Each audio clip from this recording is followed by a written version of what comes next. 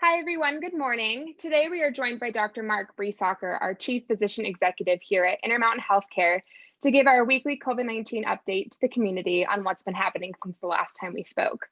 Mark, thank you so much for joining us. It's really nice to see you. Oh, it's good to see you, and it's good to be here. Thanks, Amanda. Of course. So we usually start these going over case trends, and we're going to do that as well. The data that I'm going to be talking about is from yesterday, just so everybody knows. But in total, the case counts for the state of Utah are 330,469. Yesterday's daily case counts were reported at 2,089, which brings our 7-day rolling positive rate to 19%, which is getting lower. Our deaths for the state of Utah are 1,547, with 30 reported yesterday.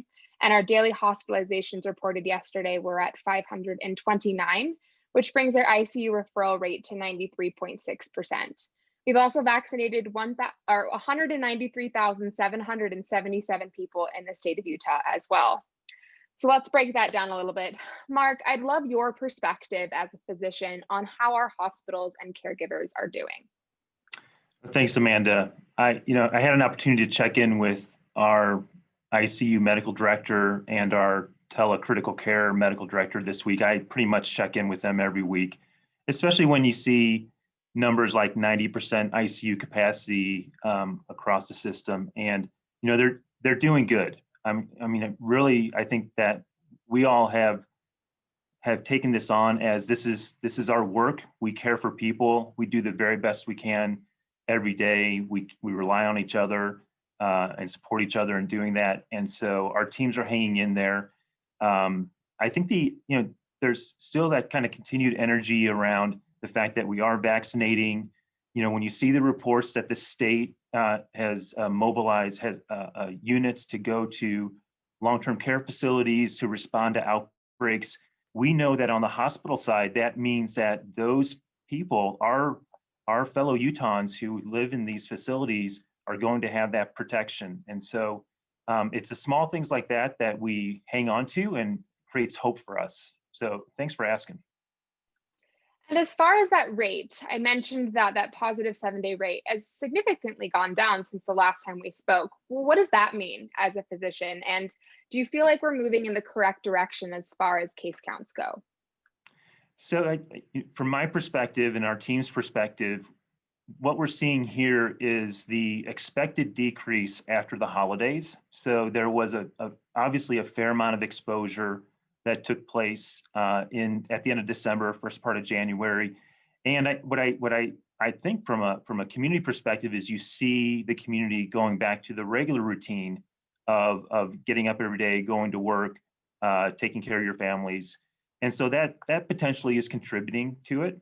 There are a couple things that we are watching for. So school has reconvened. College students are coming back in various forms of online versus in-person activities.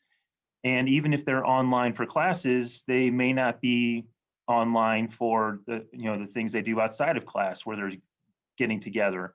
So we think we have to watch for that carefully. We are concerned about the fact that if people stop social distancing, if we stop doing those public health measures that make all the difference while we're vaccinating, we could rebound the opposite way. So I'll just say it right from the very beginning: stay the course, stay strong, keep wearing your mask, keep hand sanitizing frequently, monitor that space between each other. It's still the most important tool in our toolkit to combat this virus and the spread of the virus. And then the last thing, Amanda, is that that we're monitoring is the actual performance of the different types of tests and how that might be impacting our results. So, those are the things that are on our minds at this point.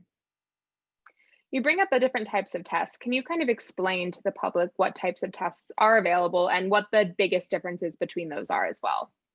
Right. So there is when you are wondering if you have the virus or not, there are two tests. The PCR test, which is the first test that rolled out, is very accurate.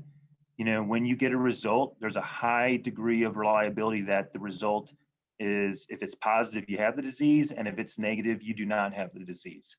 And then there's the antigen test, and this antigen test is less sensitive. So when we get a negative result on the antigen test, we don't know for sure if it's truly negative in a significant number of cases. So it's important, especially if you're symptomatic, if you have a negative antigen test, that you then have a PCR test performed so that we can determine with a high degree of confidence whether or not you're sick with COVID-19. I know for the University of Utah, they're actually doing that exact thing with the antigen versus the PCR test for college students. If you come back with a positive, they will confirm that you're a positive with that test. Mm-hmm. So I think that's a really great reassurance.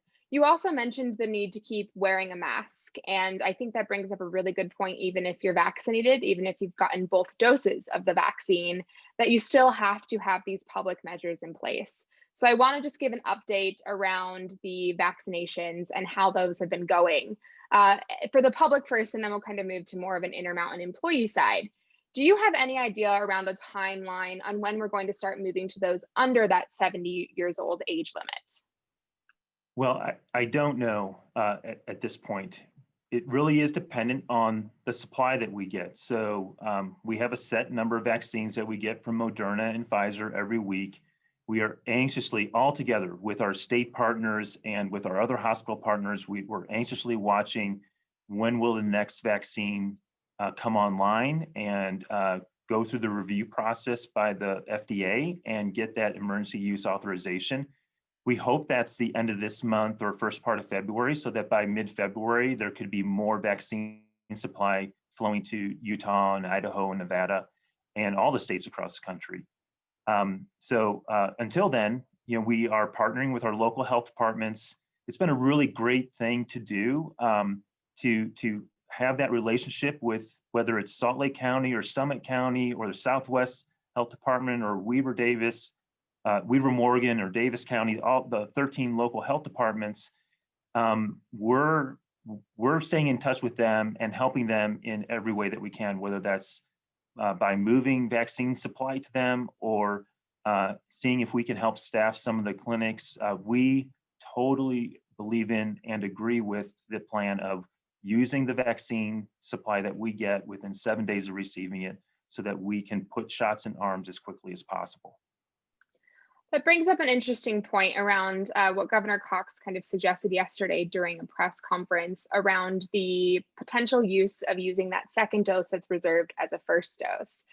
Do you have any worries or concerns if that does become something that we have to do about the people who are maybe had the first dose and then that second dose is no longer available just due to supply and demand?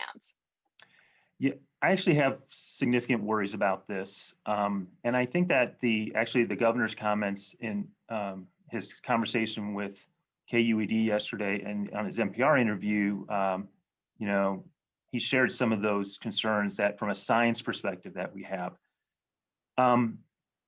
What we do not want to experience is a lot of people who are partially immune or somewhat immune to this virus. So let's just talk about the Pfizer vaccine as an example. With the first dose, for every 20 people who get the Pfizer vaccine, first dose, only 10 of them are protected from the virus. And some of them are could be partially protected. And it's not until you get that second dose that you get to a high level of protection. 19 out of those 20 are protected. So there's a couple things in play here, Amanda.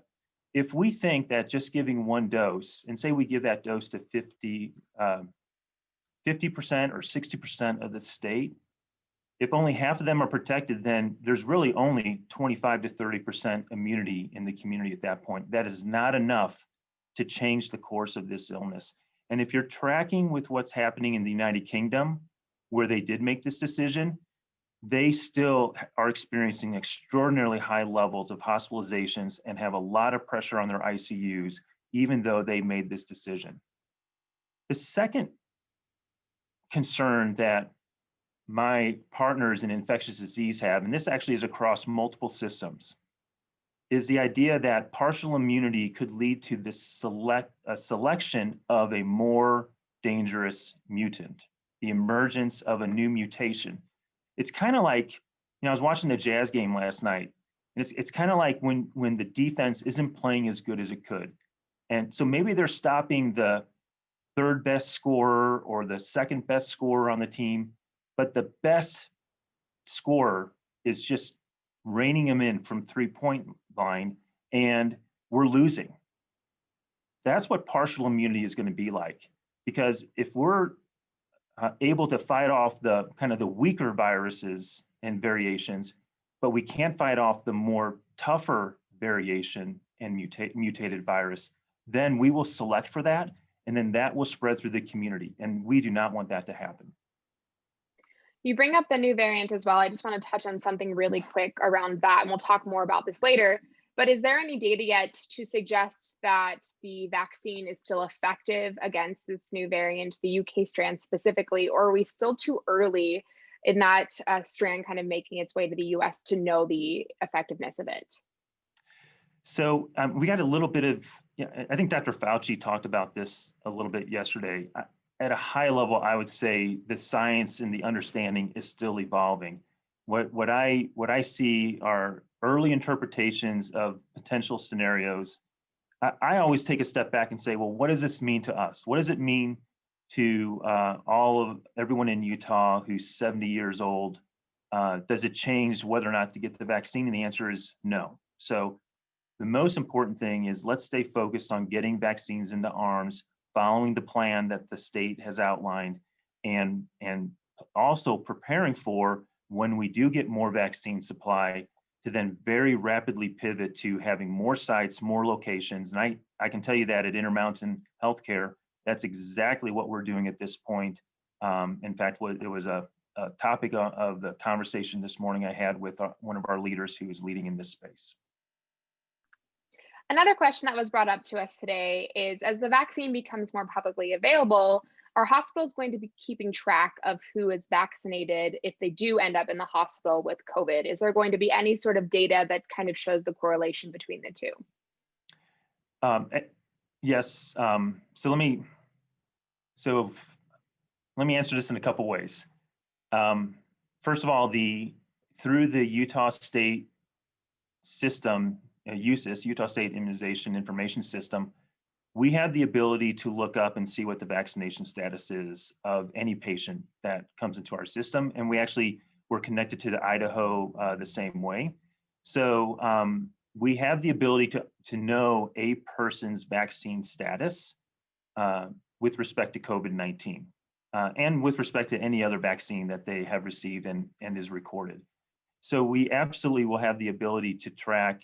I guess what this would be a kind of a vaccine failure where someone did get vaccinated and we expected them to be fully immune, at least 95% immune, and yet they still got sick and got hospitalized. So I don't know of a specific study that we have planned at this place, but I will take that great question, because every question really has a great idea behind it, and give it to our team to think about.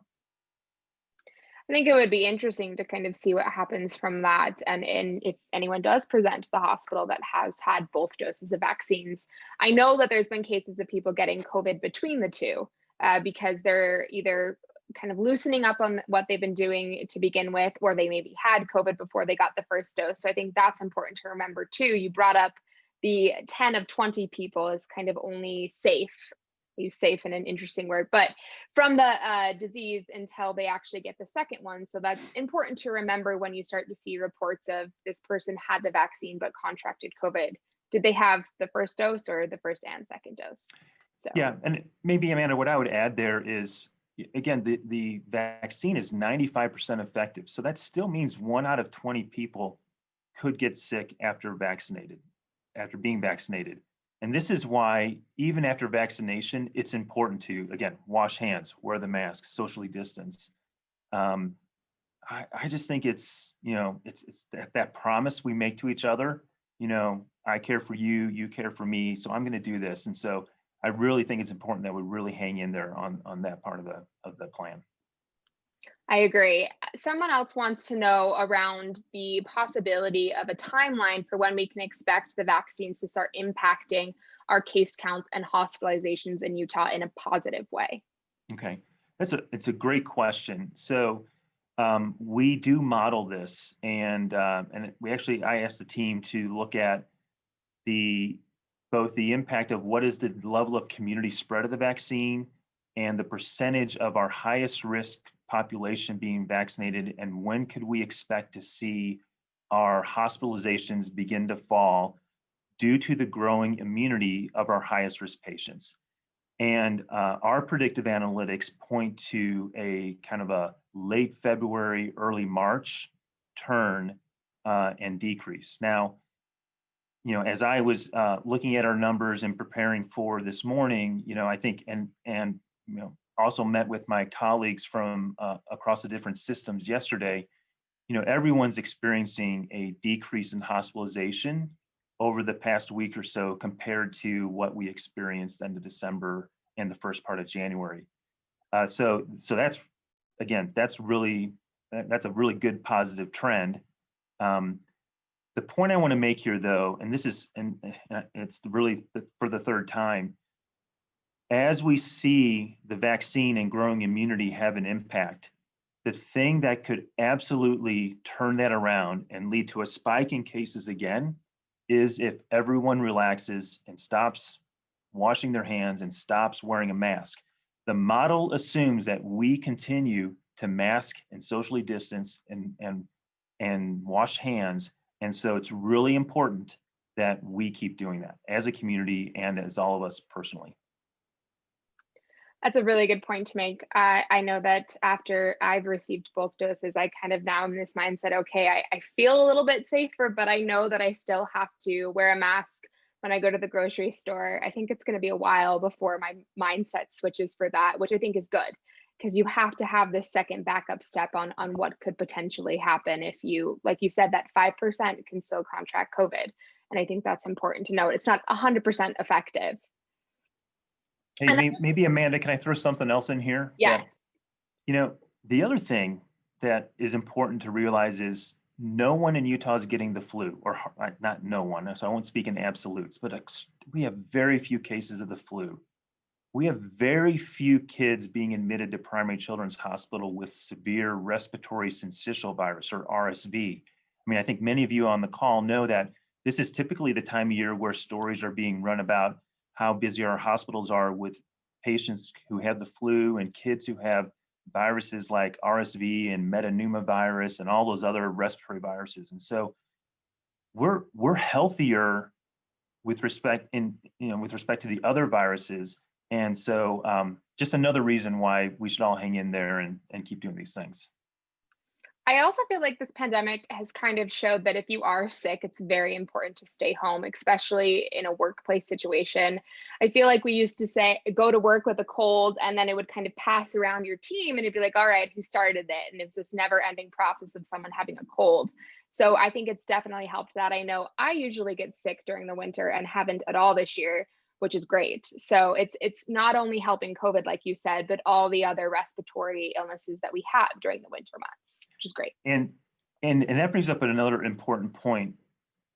Of course, you can stay home, but there are many people who can't. So I've got family members who work in construction, and they have to go on sites at times. And so we're still focused on how do we continue to improve our testing processes. We're still looking for new technologies and innovation in tests that can be rapidly returned, that can be easily obtained, even self-obtained. And so we haven't, even in the context of the focus on vaccination, we still have teams that are laser focused on refining our testing processes, because we have to keep the economy open as we do all this public health work and work to stay safe. And for those businesses that where it's a requirement that you interact with others, they need to have easy, frictionless, quickly reported results through a testing process that helps them stay busy.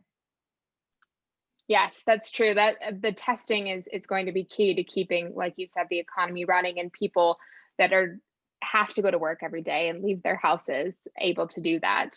I wanted to bring up a question around this concern, or a question around vaccines and the death rate. So someone asked us, is there a concern that as we talk about the vaccines and this light at the end of the tunnel, that we're forgetting how lethal the vaccine is? Yesterday's death rate of 30 matched our single highest death rate that we've had so far. Do you feel like as we kind of talk about this, the good news, we're forgetting about what's actually happening and people passing away? I'm certainly not forgetting. I mean, when I saw that number, my heart just sank because I thought we would never see that number again. And it's just a reminder how dangerous this is. I mean, we got a call from one of our best friends this week saying that her sister died, and it's tough. It's tough to hear that and to hear how sad they are, and it has such an impact on people and our community overall. So I'm glad you've asked that question. Look, we're fortunate in Utah to have one of the lowest mortality rates in the country.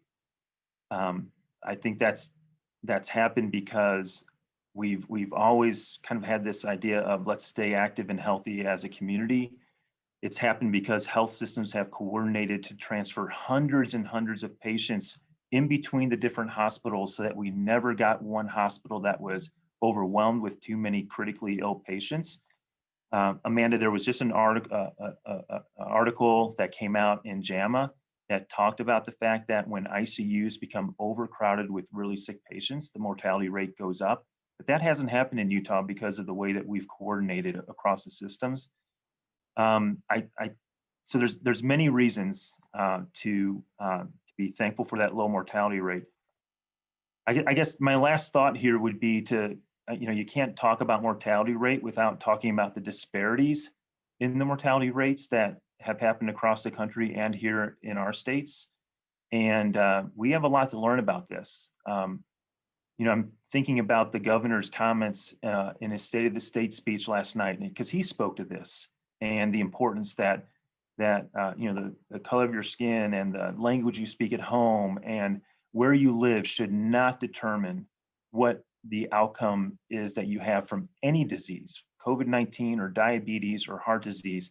And rest assured, we are very focused on this, and we will learn everything we can and be better going forward. You bring up some really great points, and it's kind of sobering to hear your personal connection to this. And that number feels like just a number sometimes when it's posted, but they're people, which I think is really important for someone to remember, is that 30 number is not just a random number that's occurring. It's a person, and it's a family that no longer has their loved one. So I think that's very important to remember. Yeah, I always think, okay, that's 30 people, maybe 5, 6 or more family members, scores of friends. I mean, you multiply that by thousands. That's the number of people that were affected in a really sad way yesterday. Yep. And I know that the case counts for the country, or not case count, sorry, the death rate for the country, we've had our highest day a couple of days ago. So it's still something that's, I feel like, definitely on the top of minds, but the vaccine does give us some sort of hope. It's something to think about in a positive light when the last year, a lot of it has been, we just keep going up, things just keep getting worse. How do we get better? So I think the vaccine does give us a sense of hope for the future, which is great. Another question around the vaccine for you too. Somebody wants to know if there's a grace period between getting the first and second dose. I know that for Pfizer right now, the recommendation is 21 days from first to second, and Moderna's 28 days. Is there a kind of bad point for when it falls off? Like, is there too late of the process for you to get that second dose? So, I think Dr. Dunn talked about this well yesterday. She just reminded, look, if it's a couple of weeks that you're delayed, we don't think that's going to have any impact. I can tell you as a pediatrician, to me, it was never too long. If someone came in and they had forgotten to get their third dose in a series, we gave the third dose when we knew that. So, I think you can count on your your doctor in your practice, health systems, we're going to be laser focused on making sure we help people remember to get their second dose. I do think it's important to keep in mind that within the state plan, if it has been more than 7 days after you're due for your next dose, then that dose could be used for somebody else's first dose. So there's a balance here of, yes, it's okay to wait, but don't wait. All right, I think that's the message here. Don't wait, but if something has come up that has gotten in the way of you getting your vaccine, that's okay. There's no harm created. Just get in and get that second shot. I think it's important too to create that reminder for yourself when it's getting close to your 21 or 28 days. I know that as an employee, we were given emails that were sent to us about when our next dose was due, which was great because I can be forgetful with everything that's going on. So it's nice to kind of have that reminder. I'm not sure how the local departments are doing that, but I know that there's probably some sort of system in place to get you ready for that next dose. Amanda, I think with all important things in lives, it's going to take a village here. So, put it on your phone, put it on your calendar, tell your friends, tell your family, get all the help you can to help remember to get in. I want to switch to how Intermountain is doing in terms of vaccine related to our employees. How many employees have received the vaccine at this point? And can you clarify first versus second dose? Yep. So we've given, in kind of rounded numbers, we've given 45,000 vaccines. 34,000 of those are the first dose. That's almost 70% of our workforce has said, they've raised their hand and said, we want to be vaccinated. And that's actually very consistent with what they told us before the vaccine rolled out as we were planning for our particular part of the plan. And we've given 11,000 have gotten their second dose. And we have used all of the first dose supply. So we have no first dose inventory. The only inventory we have at this time is second dose inventory that is targeted to, there is a name connected to each of those doses. And as someone who has, I actually don't know this, did you get the vaccine? I'll ask you that question first, if you're comfortable answering. I did get the vaccine. I was up at Primary Children's. I was volunteering in the vaccine clinic, and it was coming to the end. And we said, okay, we've got these vials that are open, and I got my vaccine. I haven't gotten my second one though. I've got the appointment for next week. Okay, so as a medical professional, and you've gotten at least one dose, what does getting the vaccine mean to you specifically on moving forward in the future? Well, it means a lot. I was reflecting for a moment there about the feeling I had on that day when we were all, this group of people had come together to help vaccinate. I think we did like 700, 800 shots that day up at Primary. And when you get that vaccine, it just feels like you've taken the next step to, getting beyond this. And I can tell you that I had no worries about getting the vaccine. It did make my arm sore, so that's fairly common. I mean, we knew that would be the case. But boy, I think it's like a shot of hope is how I kind of reflect on it. And I know that you do roundings with our hospital and our frontline workers. Is there kind of this sense of hope with all the people who've received the vaccine as well? Is everyone feeling more unified in the fact that there is this light at the tunnel, to use someone else's term? Yeah, absolutely. In fact, even I think on Halloween night, I was down in St. George and in the ER at St. George Regional Hospital with our medical director, Dr. Patrick Marcroft, and others. And so this was October 31st, and even in that moment, the docs and the nurses that were in the bullpen, as they were coordinating care, they were all saying, sign me up, I'm ready to get it. So I think the hope started even before the vaccine rolled out, and it has continued. I want to switch to talking about the new variant. I know we talked briefly about it before in relation to the vaccine, but As it starts to become more prevalent here in the state of Utah, do you have any thought process or thoughts around what we can expect or anything we need to do to change the way that we're behaving? So I do, and thanks for asking. So we send about 50 to 100 samples to the CDC every week to be analyzed for, is this a new variant or not? And actually last week we sent over 2,000. That was in response to, of course, the reports that the variant had first shown up.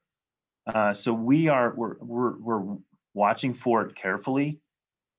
Anytime that our tests indicate that the spike protein of the virus is not present, we send that sample to the CDC for that genetic analysis. Now, what does this mean for all of us and our plans? It means that we have to keep learning and refining our vaccine process. Look, there's been significant improvements over the past several weeks, and that's great to see. And do not let up on the gas pedal here. Keep learning, keep improving, keep refining. Let's take the friction out of getting a vaccine as much as we can. The conversation this morning on our system-wide call was, okay, for those people 70 years of age and older who have had transportation challenges, what's the plan to get the vaccine to them? So we have to stay laser focused on this. The most important thing that we can do in response to these new variants is, number one, mask, distance, hand washing, do all the public health measures because they work. And number two, get shots in arms as fast as we can. I have a little unrelated question for you. Someone asked us around if it's possible for someone to have the flu but potentially test positive for COVID-19. Can you answer that?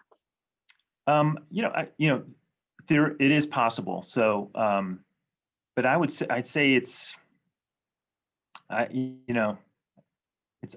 unlikely. So, every week, every Monday, I get a summary of the viral activity, all viruses across our system. And I can tell you that, COVID-19 is way up here and everything else is at there. There's nothing there. There's just a couple cases. So I just think it's highly unlikely. And, we have this thing in when you're trying to figure out what's going on clinically with a patient, the simplest explanation, the most logical explanation is usually the right one. So we do worry about rare things. We worry about, common presentations of rare conditions and rare presentations of common conditions. We think about that all the time as we're going through our decision making. But boy, if you have symptoms of cough and fever and not feeling well, it almost certainly is COVID. And just isolate and take those precautions, get tested, and assume you have it. I think that's important. And it brings back kind of what I mentioned earlier, where if you're sick, you should be staying home regardless. If you, so whether it's the flu, COVID, a cold, if you have any sort of symptoms, the best thing to do is to really make sure you stay home and treat your body well and get better quicker. So that'll help kind of lower everything, like you said, and keep everything flat. So Dr. Briesacher, is there anything else you wanted to mention to us today around COVID-19 or what's been happening in the community? I guess I just want to say thank you. I think I'm so grateful for, all the Intermountain caregivers who have, just done tremendous things. We're approaching like our millionth test resulted across the 3 states. Our teams have cared for 12,000 people in our hospitals. We have worked together as a system of systems, which has been very gratifying to do in service to the community. And even these conversations, Amanda, where we get these great questions from people in the community, and I think is just been we learn from it. So I'm just thankful that we're at this point. We have a lot of work to do. We have to stay focused. We have to keep pushing like this edge to always be better. in diagnosis and treatment and the care we deliver and the access we provide. I think everyone, you can count on us to be doing that. And I know that everyone across the state is thinking about it in this way. So, you know, we're going to get through this, but it's going to take some pushing to get there, and we're going to do it. Well, thank you so much for joining us and having this great discussion. I think you brought up a great point of getting through this and pushing forward. In 10 years, this is going to feel like a little blip potentially on our lives. It could be a big blip, but it'll be interesting to see what happens over the next couple of years, like you said. Dr. Briesacher, thank you so much for joining us. We really appreciate it. And if anyone watching would like to get tested for COVID-19, they can go to intermountain.com/COVID testing. There is a quick survey that you'll fill out, and it'll let you know if you qualify for a test. From there, you'll be able to select an appointment arrival time at a location near you. We also have our emotional health relief hotline available 7 days a week. It's a great support tool for anyone that needs that, and it's a free service to our community. The phone number for that is 833-442-2211.